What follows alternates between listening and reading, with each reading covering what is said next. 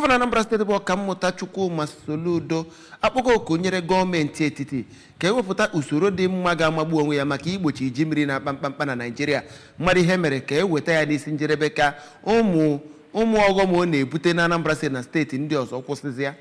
Onye nta akụkọ anyị bụ Emmanuel Okonkwo wetara anyị akụkọ.